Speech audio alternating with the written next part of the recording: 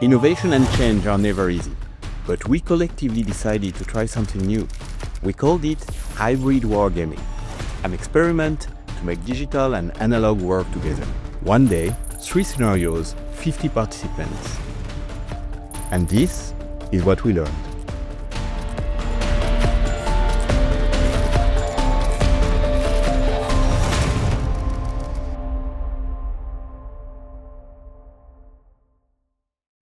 So wargaming is basically just creating a simulated form of conflict at virtually any given level, from the kind of small tactical, small units of troops or even drones in a confined environment, right the way up to like full kind of theatre level operations or even like globe spanning operations, incorporating any number of factors. It's utterly huge discipline. It's really all about simulating and replicating the kinds of conflicts that we may find ourselves in the future and being as prepared as we possibly can for those conflicts. Wargaming is, in general, 2 groups of players making decisions that affect the decisions that the other group of players then make. So it's adversarial, and there's an action, reaction, counteraction sequence to wargaming.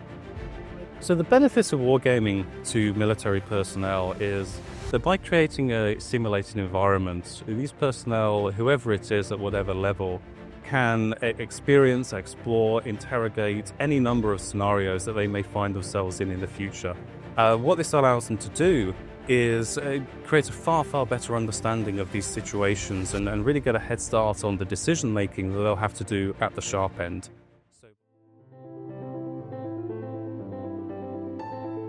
So in the simulation environment, in the simulation world, we see in wargaming 2 big factions, 2 big families. You have the traditional paper map world, and you have the very digital and modern, my software is great type world. And these 2 worlds don't talk to each other very often. What we're attempting to look at today and experiment with is the concept of not only that action, reaction, counteraction of keeping the human at the center of wargaming, but then also examining the underlying interactions of a complex system of the people and platforms that are actually on the battlefield. So can we bring those 2 worlds together? For us, this hybrid wargaming concept is the ability to have digital environment and the analog environment that the wargamers are using being blended together in the same environment so that people can operate nominal way, the traditional way they were operating all the time in the analog environment, and using the adjudication not only from humans, but leveraging AI to have this adjudication coming from the digital environment. In that case, we're using BBS4, which is bringing all the ability to leverage accurate data generated by the simulator to feed the operators that are running this wargaming activity.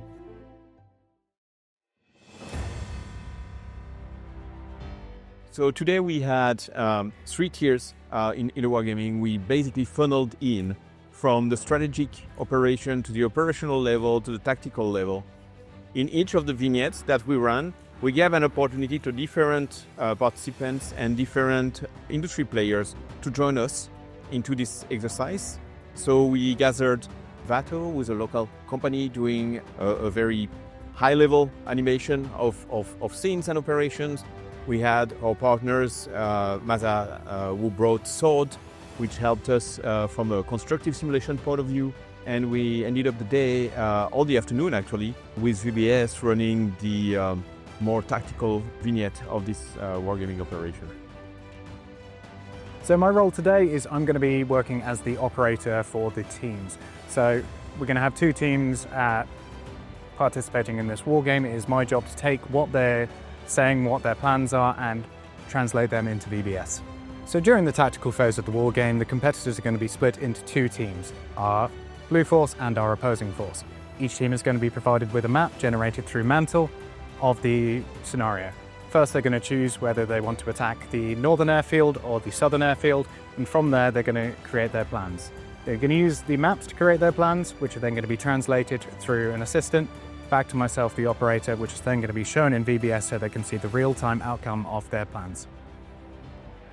From the competitors today, I'm hoping to see almost an emotional level of engagement. We want them to get very invested in in the outcomes of what happens. We want them to get invested in their units.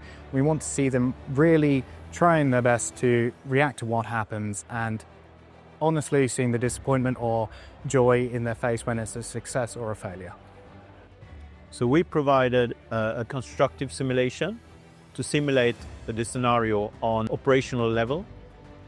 And the role of our phase of the simulation was the preparation phase and the movements into the hotspot, the hot areas in this scenario.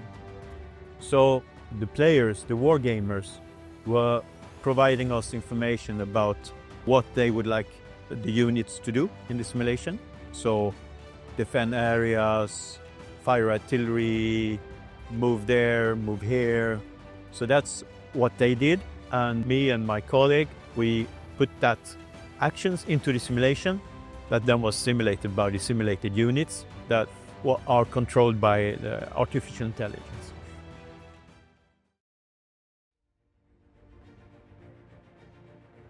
So today we arrived with a plan.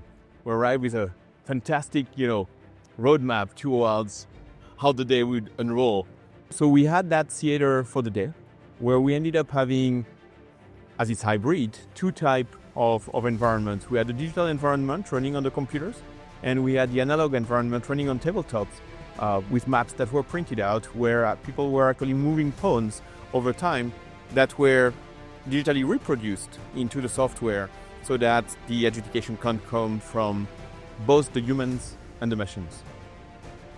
It was a very interesting experience. We have historically a lot of experience with users using our technology to do wargaming, but it's more in experimental purposes for operations research, evaluating systems, and in operational environments. What is new and interesting niche for us is the educational wargaming, analytical wargaming that we were doing here today.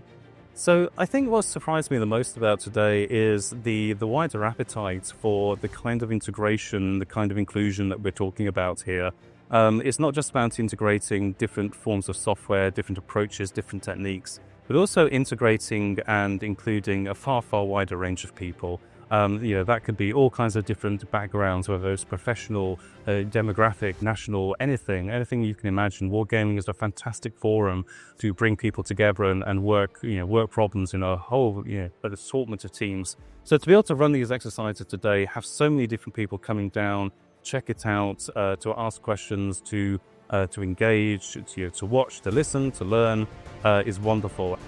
One thing that I think today was very good showing is how the different systems fill different needs in the military, because the military decision process is incredibly complex, and there's no sort of approach or system that solves every problem.